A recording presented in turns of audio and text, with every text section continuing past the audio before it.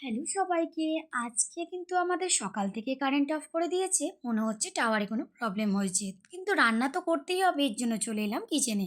আর আজকে আমি তৈরি করব কিছু সবজি আর ফোড়ন দিয়ে দুর্দান্ত স্বাদের ডালিয়া। তো আজকে এমনি শনিবার নিরামিষ।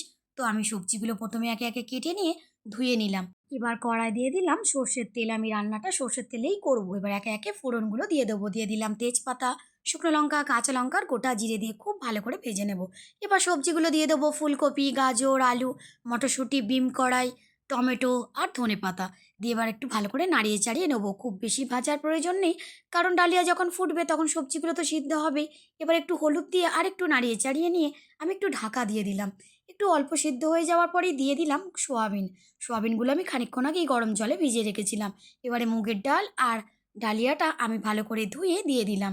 এবার নাড়িয়ে চাড়িয়ে জল ঢেলে দেবো। ওপর থেকে দিয়ে দেবো কয়েকটা কাঁচা লঙ্কা আর নুন পরিমাণ মতো।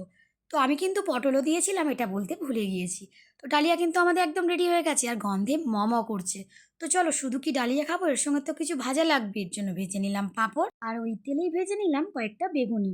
অন্যদিন শনিবার কিন্তু প্রচণ্ড গজগজ করে খেতে বসে।